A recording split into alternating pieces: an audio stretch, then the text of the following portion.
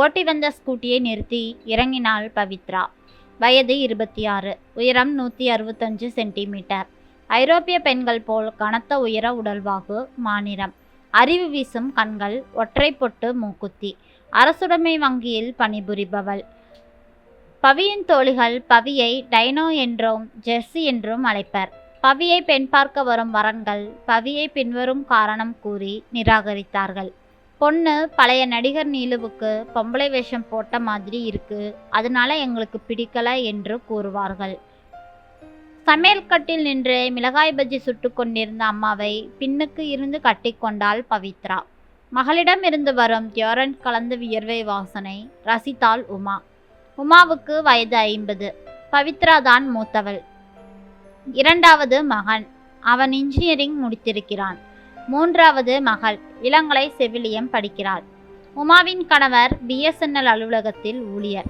என்ன பவி, இன்னைக்கு ரொம்ப சந்தோஷமா இருக்கிற போல?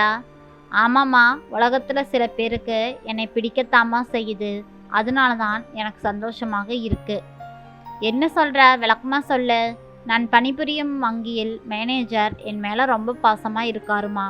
என்னை பார்த்த முதல் நாளே, அம்மா நீ தபு மாதிரி இருக்க, ஜெயஸ்ரீ மாதிரி இருக்கிற, சுஸ்மிதா சென் மாதிரி இருக்கியே, நீ இந்தியாவில் பிறக்க வேண்டியவளே இல்லை, நீ ஒரு அமெரிக்க அழகு, நீ என் மருமகளாய் இருக்கக்கூடாதான்னு நான் ஏங்குறேன் என்றார். உமாவின் முகம் இருண்டது. அதுக்கு பின்னாடி இந்த 4 மாசமா என்னை வாய் நிறைய மருமகளே மருமகளேன்னு தான் அழைக்கிறார். அதோட எனக்கு பல டிப்ஸு கொடுக்குறாருமா. உடல் பருமன் தெரியாமல் இருக்க இப்படி ட்ரெஸ் பண்ணு, ஹைட்டு தெரியாமல் இருக்க ஹை ஹீல்ஸ் தவிர்த்துரு, சதா உம்முன்னு இருந்தே எங்கள் அப்பன் குதிரைக்குள்ளே இல்லைன்னு காட்டாதே, கலகலப்பா சிரி, தலைக்கு போடும் எண்ணெயை குறைச்சிக்கோ, இப்படி பல டிப்ஸு அள்ளி கொட்டுறாரு.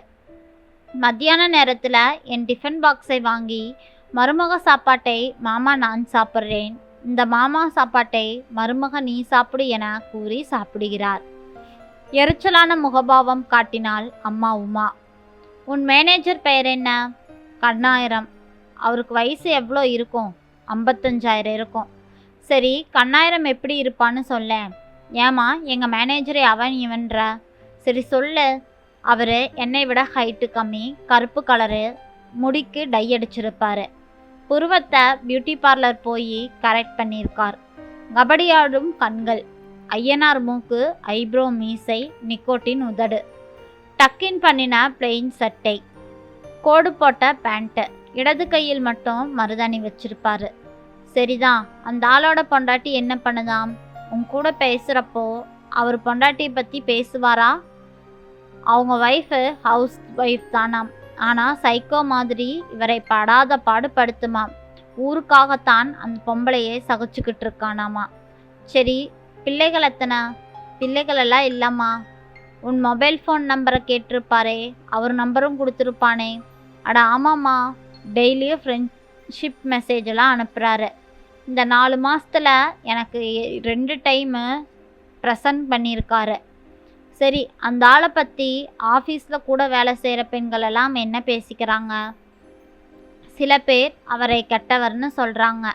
என்னை தவிர எந்த பெண்ணையும் மருமகளேன்னு கூப்பிட்றது இல்லை. அவங்கள எல்லாம் அவங்க பேரோட மிஸ் அல்லது மிஸ்ஸஸ் நினச்சி தான் கூப்பிட்றார். அதுலேயும் சில பெண்களோட அவர் பதவியின் பெயர் வைத்து தான் கூப்பிடுகிறார். சரி, அவரும் கூட பேசுகிறப்போ அந்த ஆளோட கண்கள் எங்கெல்லாம் பார்க்கும்? அதெல்லாம் நான் கவனிச்சது இல்லைம்மா. நீயும் அந்த ஆளும் பேசிக்கிற சந்தர்ப்பமெல்லாம் எப்படி அமையுது? சில டைம் அவர் என் சீட்டருகே வந்து கையை கட்டி நிற்பார். சில டைம் இன்டர்காமில் என்னை தன் அறைக்கு கூப்பிடுவார். அவர் பேசின டைலாக்குகளில் மிக மிக வித்தியாசமான டைலாக் எது? ஒரு டைம் எனக்கு 30 வயசு குறைஞ்சிருக்க கூடாதா, என் கல்யாணத்துக்கு முன் உன்னை சந்திச்சிருக்க கூடாதா என்று புலம்பினார்.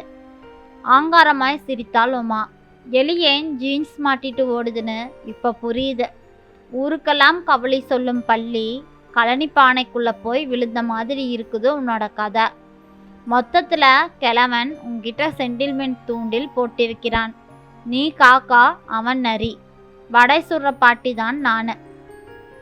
அந்த வடையை எப்படி தூக்கிட்டு போகுது தெரியுமா? உண்மையை தாண்டி சொல்கிறேன், உன் அங்கிள் மாமா கருந்தேல் கண்ணாயிரம் நல்லவன் இல்லடி, மருமகளேன்னு ஒரு முகமூடி வார்த்தையை வச்சு உன்னை ஈவ் டீசிங் பண்ணுறான். இருக்காதுமா, அவர் அப்படியெல்லாம் இல்லை. நேரடியாக அவன் உன்னை பார்த்து நீ அழகா இருக்க, உன் புடவை அழகா இருக்கு, அப்படி இப்படின்னு சொன்னால் நீ செம டோஸ் விடுவ. தொடர்ந்து அவன்கிட்ட நீ பேச மாட்ட. அதனால தான் மருமகளே மருமகளேன்னு கூப்பிட்டு தவிர்க்க பார்க்குறான். நீ ஏமாந்துராத. அட்லீஸ்ட் அந்த கிழவங்கண்ணுக்காவது நான் அழகா இருக்கிறேன் இல்லையா? ஆண்கள் இருவித அளவுகோல் வச்சிருப்பாங்க. கல்யாணம் செய்து கொள்ள போகும் பெண் எப்படி இருக்க வேண்டும் என்பதற்கு ஒரு அளவுகோல், செக்ஸ் வைத்து கொள்வதற்கு எப்படி ஒரு பெண் தேவை என்பதற்கு இன்னொரு அளவுகோல். இதை அவதானிக்காத பெண்கள் தலைகீழாய் கவிழ்ந்து போகின்றனர். யோசிக்க ஆரம்பித்தாள் பவித்ரா. கண்ணாயிரத்துக்கு கல்யாண வயதில் மகன் இருந்தால் அவன் உன்னை மருமகளேன்னு கூப்பிட மாட்டான். மாற்று உபாயங்கள் நாடியிருப்பான். அம்மா, விட்ட பேசிக்கிட்டே போக்கிற. பார்க்காத ஆளுக்கு என்ன இப்படி பேசுற? வீட்டுக்குள்ளே பாம்பு வந்துருச்சுன்னா அது விஷப்பாம்பா நல்ல தண்ணி பாம்பான்னு ஆராய்ச்சி பண்ணக்கூடாது. மாறாக ஒரு கம்பை தூக்கி நச்சுன்னு போற்றணும். அம்மாவின் கோபத்தை வெகுவாக ரசித்தாள் பவித்ரா. இப்போ என்னதான் பண்ண சொல்ற? சில நொடிகள் யோசித்தாள். எடுத்த முடிவு சிறப்பானது என தன்னைத்தானே பாராட்டியும் கொண்டாள். காதை கொண்டா? அம்மா சொல்ல சொல்ல பவித்ராவின் முகம் ஜொலித்தது. குட் மார்னிங் அங்கிள் என்றபடி மேனேஜரின் அறைக்குள் பிரவேசித்தாள் பவித்ரா. வா மருமகளே வா. இன்னைக்கு நீ கட்டியிருக்கிற புடவை தூள், டாப் டக்கர், மகாலட்சுமி மாதிரியே இருக்க. என் கண்ணே பட்டிரும் போலிருக்கு. என் காலடி மண்ணெடுத்து உனக்கு திருஷ்டி சுத்தி போடு. Uncle uncle. என்னம்மா, என்ன வேணும் என கொஞ்சினார். உங்களுக்கு அண்ணன் தம்பிகள் அக்கா தங்கச்சிகள் உண்டா? என்ன அப்படி கேட்டுட்ட? எங்கள் ஃபேமிலியே ரொம்ப பெருசு. எனக்கு ஒரு அண்ணன், ஒரு தம்பி, ஒரு அக்கா, 2 தங்கச்சியும் உண்டு. அவங்களுக்கு மகன்கள் யாரும் கல்யாண வயதில் உண்டா? உண்டு. அண்ணனோட 2வது பையன் MCA படிச்சுட்டு இன்ஃபோசிஸில் வேலை பார்க்குறான். அக்கா மகன் ஆர்கிடெக்டாக இருக்கான். ஒரு தங்கச்சி மகன் மரைன் இன்ஜினியராக இருக்கான். இன்னொரு தங்கச்சி மகன் ஃபாரஸ்ட் ஆஃபீஸராக இருக்கான். ஏம்மா இதெல்லாம் கேட்குறா? உங்கள் பேச்சை உங்கள் பிரதர் சிஸ்டர் எல்லாம் தட்டாமல் கேட்பாங்களா? கேட்பாங்க. நான் கிழிச்ச கோட்டை ஒரு நாளும் தாண்ட மாட்டாங்க. அங்கிள், எனக்கு 4 மாசமாக தூக்கமே இல்லை. ஏம்மா?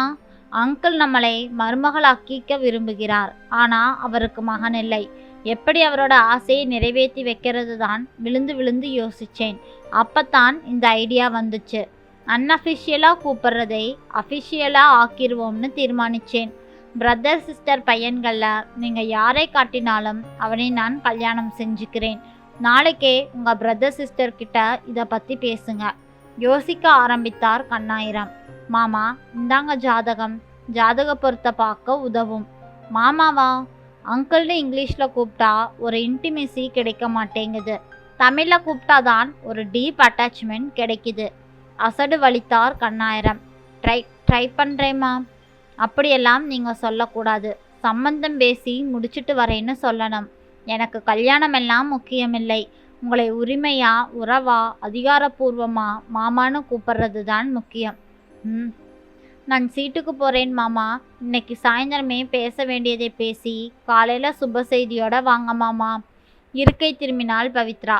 அடுத்த 1 வாரத்துக்கு மருத்துவ விடுப்பில் சென்று 8ஆம் நாள் பணிக்கு திரும்பி இருந்தார் கண்ணாயிரம்.